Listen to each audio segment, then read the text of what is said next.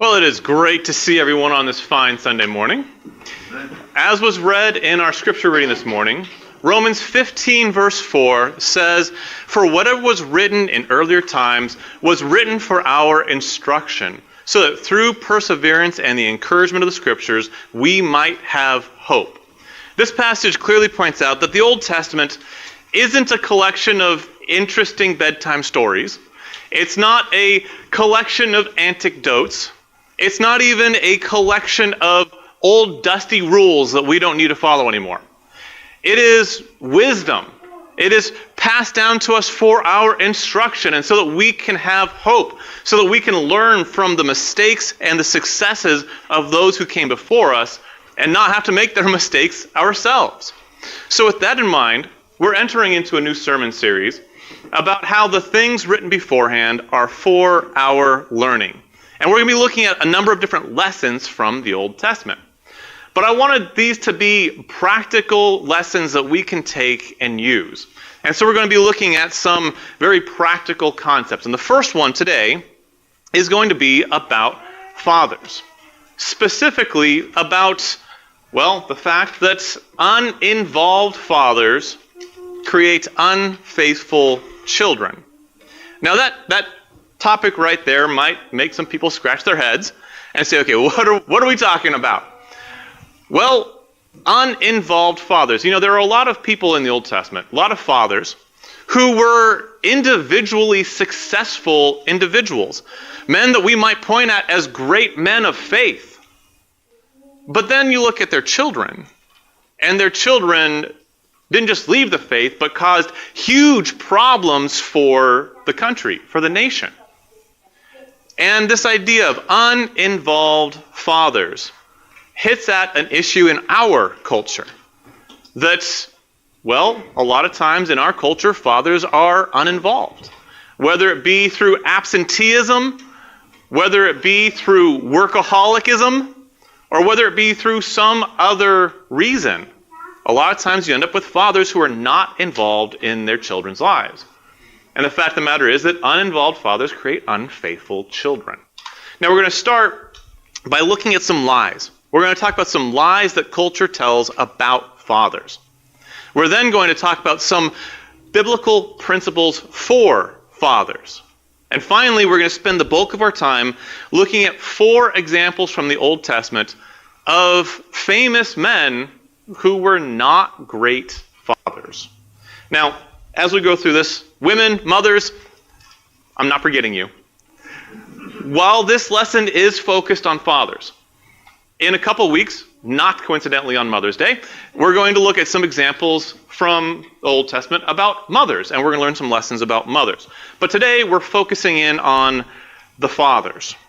And we're going to start, like I said, by talking about some lies about fathers told by culture. Now, these lies are ones that men might buy into, that women might buy into, that children might buy into, and they overall damage not just the fathers, but the family as a whole. And I broke these into 3 categories. The first category being lies about the family. One of the first lies that is told about fatherhood concerning the family is that their mother is the most important person in a child's life. Now, don't hear me saying mothers are unimportant. But this statement is often made to encourage mothers. Hey, mothers, you're the most important person in a child's life. But that's not strictly true. Mothers and fathers are equally important. A child needs their mother, but the child also needs their father. So many studies have shown that families that have both the mother and the father actively involved in the child's life sets the child up for greater success. Where if the father is not involved, well, there's a higher chance of being involved in crime, the kids having lower academic achievement, higher emotional distress, and on we go. Similar to this is the lie that your money is more important than your time. Going along with that, because people get in their mind that, well, if the mother is the most important person in a child's life, well, as a father, so long as I'm sending them money, I don't really need to be involved. And so you end up with fathers who are uninvolved, thinking that so long as they send a paycheck home, their family is good. Similar to this, the lie that Care of the children should be delegated to nannies, daycare, the schools, the church, etc. And you see these situations where a man may be a Christian man and a mother may be a Christian mother, but then their kids, when they reach high school or college, abandon the faith. And they say, oh, the schools failed us, the church failed us. Harsh truth, no. God never commanded us, hey, start a school system to raise your children. God never commanded us, hey, the church needs to teach your kids everything about God. He said, and we're going to look at this in a minute, fathers, train your children in the faith. Another lie is that fathers are worthless. You see this in sitcoms and movies and TV shows where the mother is intelligent and involved and the father is a bumbling idiot and causes more problems than anything else. And it's a lie that is communicated to fathers and to families that, you know, the father in the family is just kind of an unneeded baggage. Similar to this is the lie that men are redundant or even dangerous. You hear this from feminist circles of saying, oh, men are the redundant gender. And you think about the psychological effect that has on men when you tell them their whole lives you're redundant and dangerous. What's that going to do to their psyche? Now, moving from the family, let's talk about some lies told to fathers about our goals. You know, men, we're goal-driven. We have goals, we have missions, we have things we want to do. And one lie that's told to us about our goals is that your job should take priority. Hey, that's the most important thing in your life. Get a career, do good, advance in your career. Similar to this, that your pleasures, goals, or desires are more important than anything else. That, hey, you should be working to get that boat or that Lamborghini or that big house or whatever it is that your goals are, whatever causes you pleasure. And then this all leads up to the biggest one, that your family should sacrifice so you can reach your goals.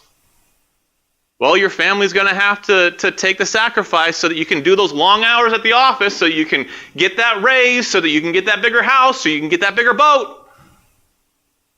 Well, what does it say about us if we're sacrificing our families on the altar of our jobs? What has become our God? Why should our families sacrifice for us to reach our goals? We should instead sacrifice of ourselves to serve our families. And that leads us to some lies about manliness that are told to men. First one being that fathers are not nurturers. Oh, men, we're supposed to be cold and stoic. You know, that ice-cold figure that stands there and looks important. But that's a lie.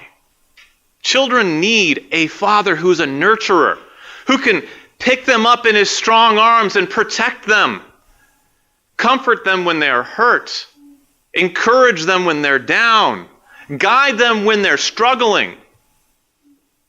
Because men, if we are cold and not nurturing, our children will go someplace else for that, possibly to sin. Another lie about manliness is that men don't share their feelings. It became really common in the generation that came back from World War II and the generation that they raised. Oh, men, don't have emotions. No emotions. But what ends up happening, practically speaking, is all those bottled up emotions come out in anger. So you have a man who all his kids ever see of him is depressed and angry. Well, that's not healthy, because that also leads to abuse. Your children need to see that you are a real person, that you do have emotions, the full range of them, and then you can demonstrate self-control. You can demonstrate how to handle those emotions. Similar to this is that men can't show weakness. This is almost laughable because everybody can see you have weaknesses. Your children see your weaknesses whether you like it or not. And then if you pretend you have no weaknesses, they see that as hypocrisy. And who's going to listen to the instructions of a hypocrite?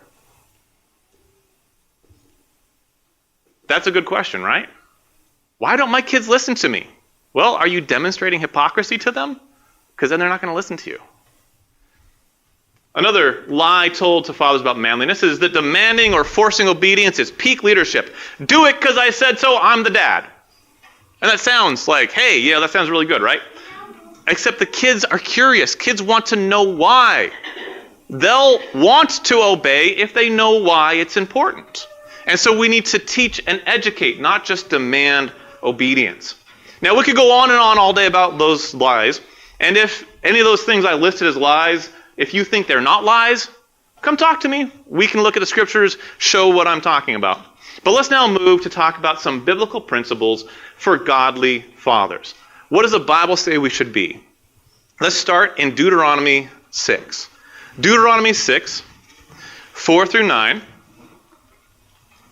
Deuteronomy 6, starting in verse 4, says, "Hear, O Israel, the Lord is our God, the Lord is one. You shall love the Lord your God with your heart, with all your soul, with all your might. These words which I am commanding you today shall be on your hearts. You shall teach them diligently to your sons. You shall talk of them when you sit in your house, and when you walk by the way, and when you lie down, and when you rise up." Okay, so who does God command to teach his laws to the children? Well, the family. Parents, teach your kids. When? A once-a-week Bible class on Sunday? No. A once-a-week organized family Bible study. That'd be a good thing to do, but no. He says, okay, teach God's laws to your children when you're sitting in your house. Now, does that mean that every time you're sitting in your house, you have to have like a structured, stern lecture about the laws of God? No. You teach them in everyday life. Your lifestyle should be one where you're educating your children about following God. When you walk by the way, so you're traveling down the road and you're chatting with your kids and you're teaching them godliness. When you lie down and when you rise up, so bedtime, wake up, you should be teaching them, demonstrating, showing godliness. He goes on, he says, "You shall bind them as a sign on your hands, and they shall be as frontals on your forehead. You shall write them on the doorposts of your house and on your gates." A lot of people take this strictly literally. And they say, hey, if I tie the scriptures to my forehead, or maybe get a tattoo on my arm, and so long as I have some posters that say, live, laugh, love, we love Jesus in this house, then we're good. But that's not what this is talking about. This is talking about that following God's law should be part of who they are. For us today, training our children in righteousness should not be an occasional event.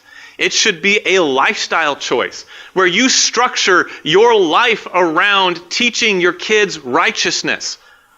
Because what is more important than making sure that your kids end up in heaven? And this is echoed in Ephesians 6:4. Ephesians 6:4, which says, "Fathers, do not provoke your children to anger, but bring them up in the discipline and instruction of the Lord." Now, we could dwell all day on the idea of don't provoke your children to anger. Men, we have this bad habit sometimes of poking at our kids to get a reaction. But we shouldn't be trying to provoke them to anger. Instead, bring them up in the discipline and instruction of the Lord. Now, you notice something really important about this. Fathers are commanded to actively take the lead in training children in godliness. This isn't a suggestion.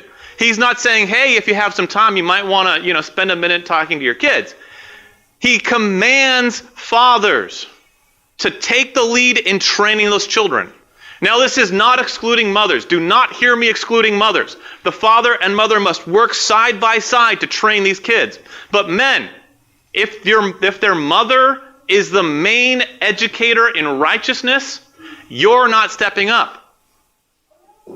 We as men need to step up and teach and train our kids in godliness.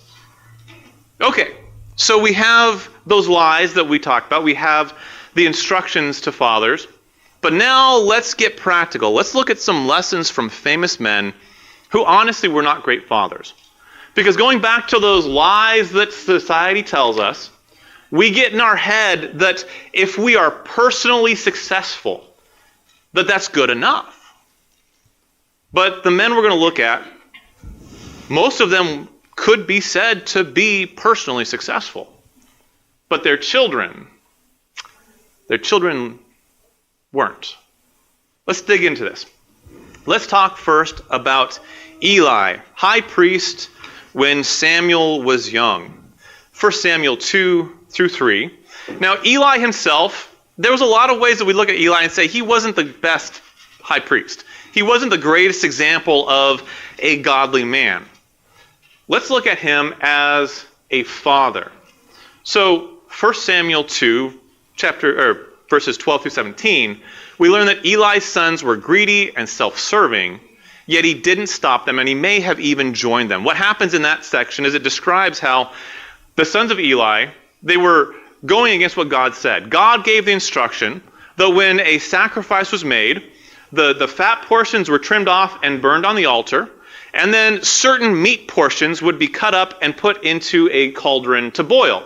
And the priest would come with a long fork, stab his fork in, and whatever his fork came out with, that was his portion. Now, that's a pretty equal way to get food. Everybody stabs their fork in. Whatever you get, that's what you get, right? But the sons of Eli, they were going to the people making sacrifices before the meat was trimmed up. And while the fat portions were still on the meat, they would tell them, give me a choice chunk of that meat so that I can roast it. They're wanting to do barbecue. But if the people said, no, you're not supposed to do that, they would threaten violence and take it by force. Now, I say that Eli may have joined them in this because later we find out that Eli was a very fat man. So fat that when he fell off a stool, he broke his neck.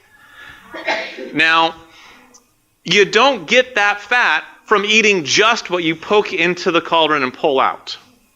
So he's getting more than God had allotted to them. 2 Samuel 2, verses 22 through 36, we learn that his sons habitually committed fornication. They were sleeping with the women who served at the tent of meeting. And he tried to speak to them. Honestly, when you read through what he said to them, it's kind of a gentle rebuke. He's like, hey, you guys really shouldn't be doing this. But they didn't listen to him. Finally, in 1 Samuel 3, 10 through 14, God says that Eli knew of their sin but did not rebuke them. Let's read this one. 1 Samuel 3, starting in verse 10. This is God speaking to Samuel. When the Lord came and stood and called it as at other times, Samuel, Samuel, and Samuel said, speak, for your servant is listening. The Lord said to Samuel, behold, I am about to do a thing in Israel, at which both ears of everyone who hears it will tingle. In that day I will carry out against Eli all that I have spoken concerning his house, from beginning to end. Now verse 13, look at this. For I have told him that I am about to judge his house forever for the iniquity which he knew, because his sons brought a curse on themselves, and he did not rebuke them. Therefore I have sworn to the house of Eli that the iniquity of Eli's house shall not be atoned for by sacrifice or offering forever. God says that Eli knew of their sin, and he did not rebuke them. So Eli seems to be an example of a father who turned a blind eye to his children's sin and took a hands-off approach to parenting. He knew of their sin, but he didn't act on it. He turned a blind eye to their problems. And this is sadly common in modern fathers who struggle to practice self-control in their own lives. You know, if you're struggling with sin in your own life, if you're so consumed with your own issues, you may not notice what your children are doing. Or if you do notice it, you may feel like a hypocrite in addressing it because you do the same things. And as we said, no one's going to listen to a hypocrite. And so this is sadly common in modern fathers. So what fatherhood lessons can we learn from Eli? Well, demonstrate the behaviors you want to see in your children. Fathers, we need to be examples of righteousness, demonstrating what we want our kids to do. But also, address your children's sin early so it doesn't become habitual. That those sins that Eli's sons were doing didn't start when they were adults. We know human habits. These things probably started in their youth. And if when those sins had started to show their faces, if he had come down on it, rebuked them, corrected them, took action, then maybe they wouldn't have ended up where they were. But also, if you're warned about your children's behavior, act swiftly and proactively to correct the behavior. It's an ego hit when someone comes to you and says, your kid is doing this. And the temptation might be to say, oh, it's not that big a deal. Because that reflects on you as a parent. But when someone comes to you and warns you about your children's behavior, act swiftly and proactively to correct the behavior. So that's Eli, the example of Eli. Let's now talk about Samuel. Samuel, prophet and priest. 1 Samuel 7 and 8. Now, Samuel we know as a great man of God, a man who anointed kings, who taught greatly. But what was Samuel as a father? Let's go to 1 Samuel 7, verses 15 through 17, and we learn that Samuel spent much of his time traveling as a judge of Israel. We read, "Now Samuel judged Israel all the days of his life. He used to go annually on circuit to Bethel and Gilgal and Mizpah, and he judged Israel in all those places. Then his return was to Ramah, for his house was there, and there he judged Israel, and he built there an altar to God, an altar to the Lord." So he's spending much of his time traveling. And of course, he's not taking a plane or a car. He's walking. So he's spending his time walking to these different places, spending time there judging Israel, which was his job. But that means he wasn't spending time with his kids. Chapter 8, verses 1 through 3, we learn that his sons did not walk in his ways, but they took bribes and perverted justice. And it came about when Samuel was old that he appointed his sons judges over Israel. Now the name of his firstborn was Joel, and the name of his second Abijah. They were judging in Beersheba. His sons, however, did not walk in his ways, but turned aside after dishonest gain and took bribes and perverted justice. So they didn't follow in his footsteps. They didn't have the same values that he did. And so the elders of the Jews come to him in verses 4 through 9, and they say, because your sons are perverting justice, we want a king. So they start demanding a king because Samuel's sons were so corrupt. So Samuel seems to be an example of a righteous but absent father who did not pass his values on to his children. He himself was a righteous man. He himself was a successful man. He had a successful ministry, you could say, but he didn't pass his values on to his kids. And this is sadly common among modern fathers who are in ministry.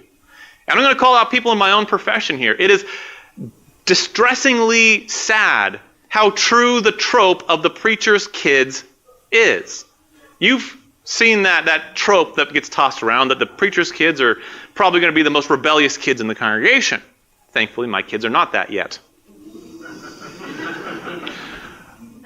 But how often do we see that? Men who had a successful ministry, who were great preachers or evangelists, who converted many people, who preached great sermons, and their kids go off the rails, leave the church, bring shame on the name of Christ. Why does that happen?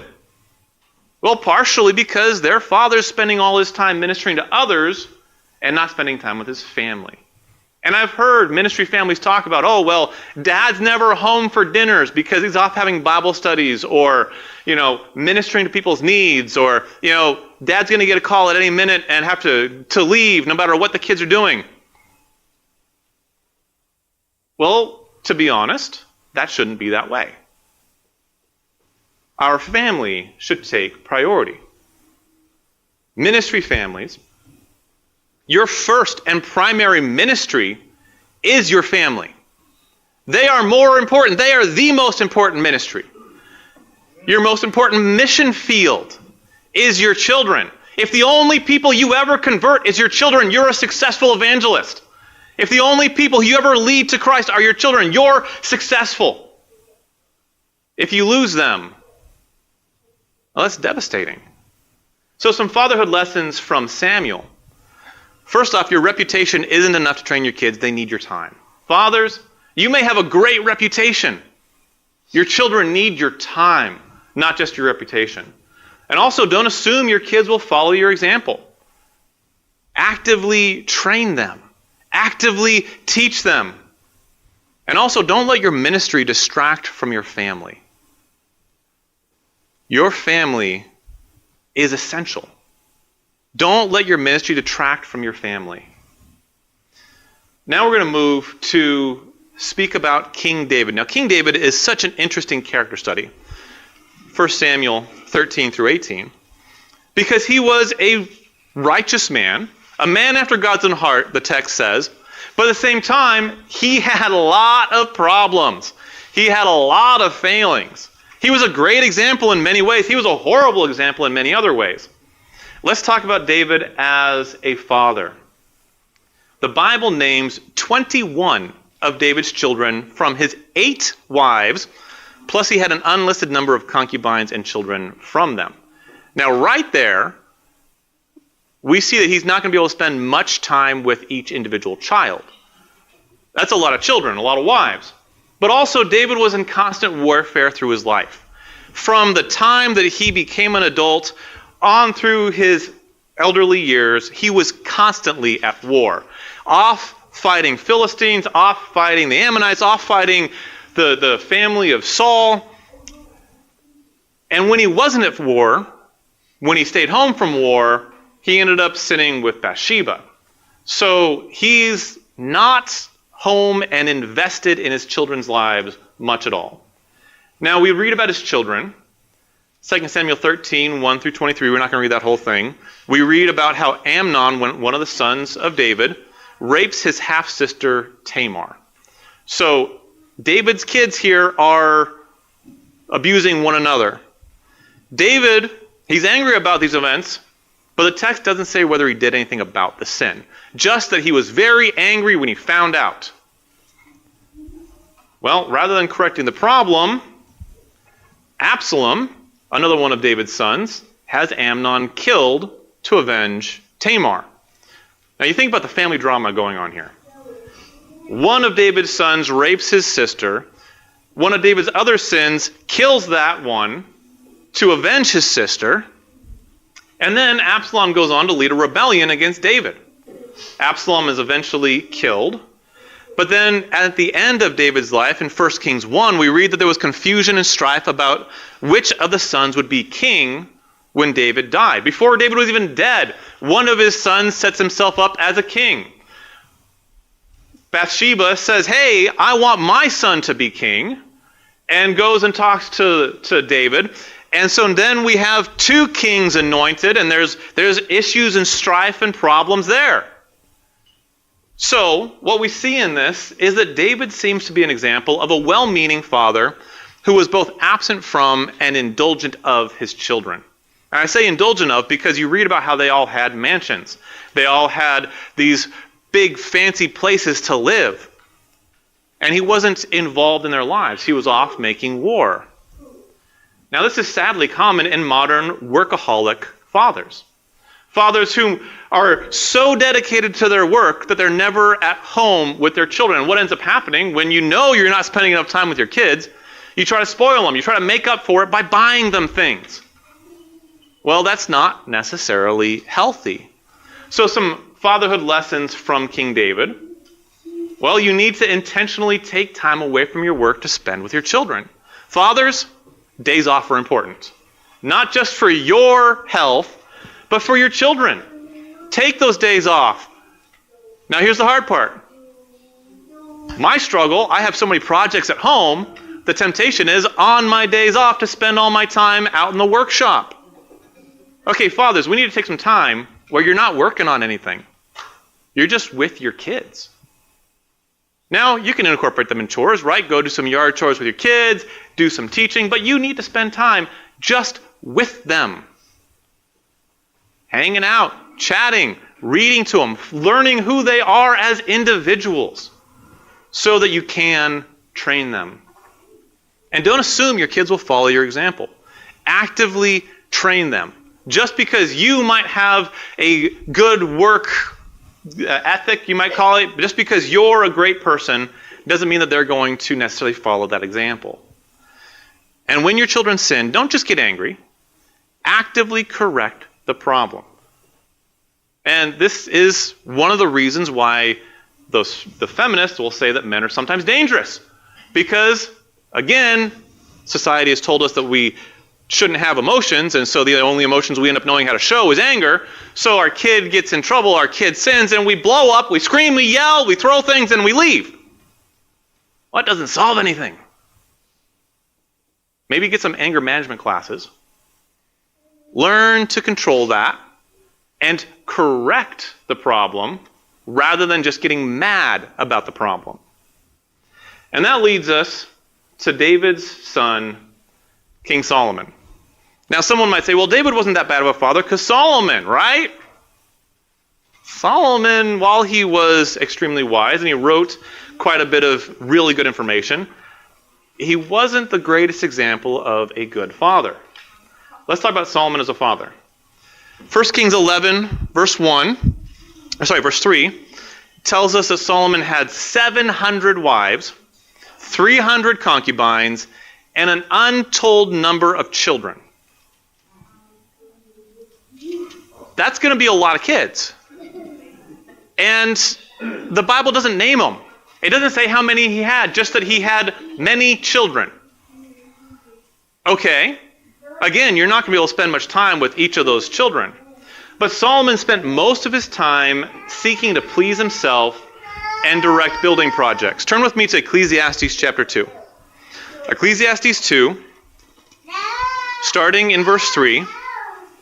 And we read, I explored with my mind, this is Solomon writing, I explored my mind how to stimulate my body with wine, while my mind was guiding me wisely, and how to take hold of folly until I could see what good there is for the sons of men to do under heaven in the few years of their lives. I enlarged my works, I built houses for myself, I planted vineyards for myself, I made gardens and parks for myself, I planted in them all kinds of fruit trees. I made ponds of water for myself from which to irrigate the forest of growing trees. I bought male and female slaves, and I had homeborn slaves. Also, I possessed flocks and herds larger than all who preceded me in Jerusalem. Also, I collected for myself silver and gold and treasures of kings and provinces. I provided for myself male and female singers and the pleasures of men, many concubines. Then I became great and increased more than all who preceded me in Jerusalem. My wisdom also stood by me. And all that my eyes desired, I did not refuse them. I did not withhold my heart from any pleasures, for my heart was pleased because of my labors, and this was my reward for all my labor. Thus I considered all my activities which my hands had done, and the labor which I exerted, and behold, all was vanity and striving after the wind, and there was no profit under the sun. King Solomon, despite his great wisdom, he spent most of his time seeking to please himself and directing these massive building projects. Now, late in his life, Solomon wrote to his sons, encouraging them to learn from his wisdom. We read in Proverbs and Ecclesiastes these statements where he says, my son, listen to the wisdom of your father and give ear to your mother. But he wrote those things when he was old, when his sons were already grown. 1 Kings 12 recounts how Solomon's son Rehoboam was so foolish that he divided the kingdom. And you think about that contrast. Solomon, who's been given immense wisdom from God, raises a son or fails to raise a son who becomes so foolish, he makes a really basic leadership blunder. The kind of blunder that low-level managers are taught to avoid. And he became king and split the kingdom. See, Solomon seems to be an example of a father who was intelligent but so self-absorbed when his children were young that he did not actively train them. He was intelligent. Man, he could have passed such immense wisdom on to his kids. But instead, he spent that time pleasing himself. And this is sadly common in modern intellectual fathers. Fathers who are, you might call, say, cerebral. They're always thinking of some high-level thing in their mind. And you go to talk to them and they might be, kind of distracted because they've got some big thing they're dealing with in their mind. Well, it becomes really easy to become self-absorbed, to be caught up in your own thoughts, your own issues, and not train your kids. Maybe even to try to get them out of the way because, well, they're a distraction. So what are some fatherhood lessons we can learn from Solomon?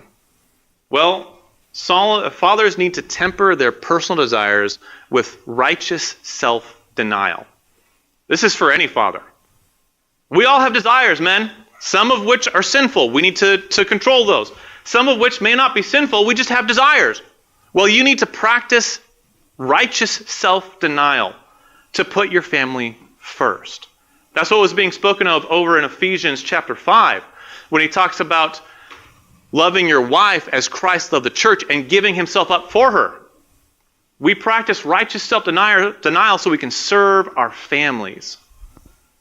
But also learn the value of a simple life so you have time to engage with your kids. You know, Solomon was chasing after all the fancy palaces and gardens and gold and silver and flocks and herds and concubines and all this. Just imagine for a minute if he had lived a simple life. You know, be king, yes, but live a simple life as a king. Have a wife and the children with that wife, and then train them in godliness. Think of the power of that dynasty. Think of the power of Israel that could have been if Solomon had invested in his family rather than in his ego. And then don't assume academic lessons are all your children need. Invest in spontaneous training based on the needs of the moment. You know, he did write great wisdom for his children. Too late. And sometimes there's this temptation as fathers to get really academic with our kids. You know, if we're going to have a Bible talk, I'm going to go and I'm going to write a lesson, and I'm going to have 4 points, and we're going to sit down and we're going to have this really structured thing. There's a temptation there. I'm a preacher. I know the temptation.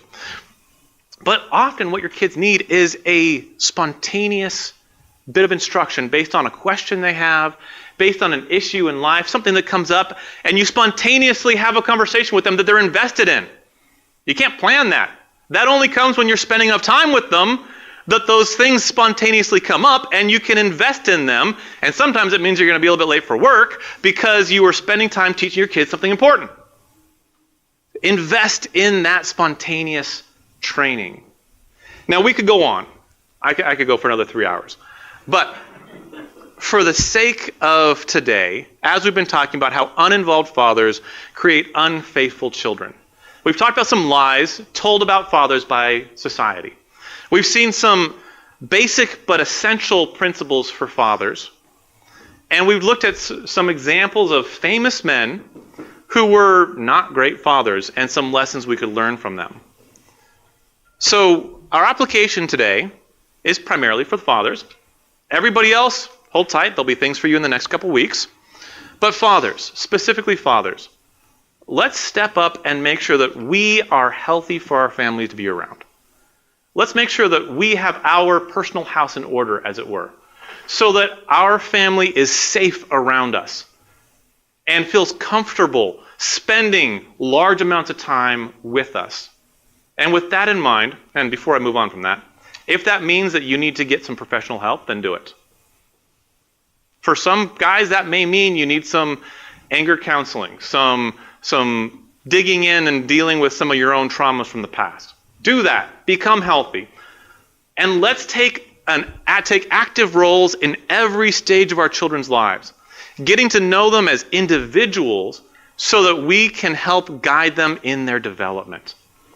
And I say every step, every phase of their development, from when they're little tiny babies and can't really respond, all the way up until they're full-grown adults. Invest in every stage of their development. Teach them, train them, get to know them. They're individuals. They have their own likes and dislikes, different ways that they learn, and invest in their future. Because what's the goal? Good question, right? What's the goal of parenthood? It's not just to make sure they're still alive when they hit 20. It's to raise them to be in eternity with Christ. And if that happens, that's great. That's the goal. That's what we should be aiming at. Making sure that they are faithful Christians. So fathers, let's invest in our children. Now today, as we are closing out our sermon time, if you have a need, maybe you realize that you haven't been the father you need to, and you want the help of the congregation to step up and become a better father. We as a family want to help each other in that, because none of us is alone. We all have this family. We can help and support one another. And those who are not fathers, if you have a need, maybe you need the prayers of the congregation, Maybe you're with us and you want to learn more about salvation, how to be saved, or if you're ready to be baptized, we want to facilitate that. So if you have a need, whatever your need may be, please let it be known as Howard leads us in this song. Thank you for watching. For a deeper study of God's Word, contact us through our website in the description of this video. Lakes Region Church of Christ invites you and your family to Bible classes for all ages on Sunday morning, and join us for worship. We also offer other scheduled Bible classes. See you soon.